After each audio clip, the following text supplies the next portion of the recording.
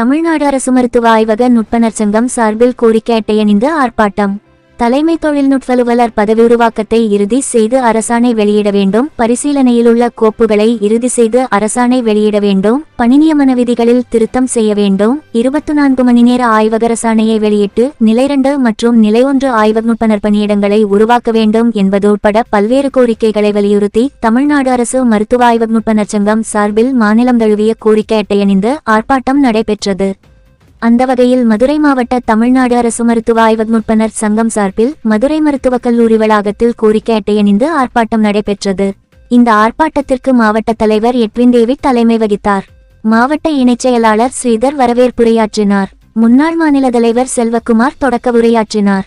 மாவட்ட செயலாளர் தேன்மொழி கோரிக்கை விளக்க உரையாற்றினார். தமிழ்நாடு அரசு ஊழியர் சங்க மாவட்ட தலைவர் தமிழ்நாடு செவிலியர் மேம்பாட்டு சங்க மாநில துணைத் தலைவர் சுஜாதா, தமிழ்நாடு அனைத்து மருந்தாளுநர் சங்க மாநில செயலாளர் ஆனந்தவள்ளி, தமிழ்நாடு மருத்துவத்துறை நிர்வாக ஊழியர் சங்க மாவட்ட தலைவர் நாகராஜன், தமிழ்நாடு அரசு ஊழியர் சங்க மாவட்ட செயலாளர் சந்திரபோஸ் ஆகியோர் வாழ்த்துரை வழங்கினர். தமிழ்நாடு அரசு ஊழியர் சங்க மாநில செயலாளர் நீதிராஜா சிறப்புரையாற்றினார். தமிழ்நாடு அரசு மருத்துவ ஆய்வக நுட்பனர் சங்க மாநில துணைத் தலைவர் பரமசிவன் நிறைவுரையாற்றினார். மாவட்ட பொருளாளர் சிவகுரும்பன் நன்றியுரையாற்றினார்.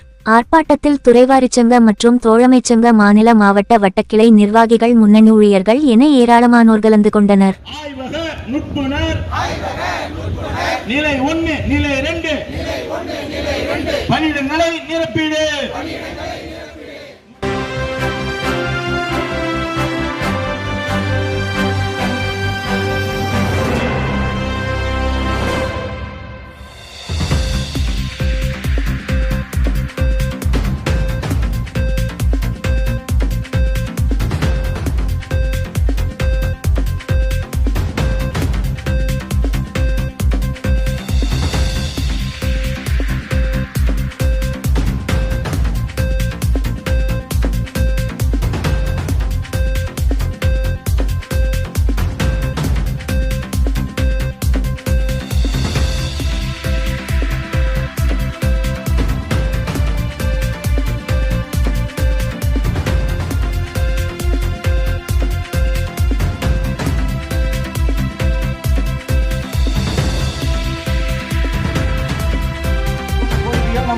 பேச்சுவார்த்தை நடத்தின கோரிக்கைகள் திடீரென்று ஒரு உடனடியாக நிறைவேற்ற நான் வழிவகை செய்கிறேன். ஃபைல் எடுத்துட்டு வாங்க.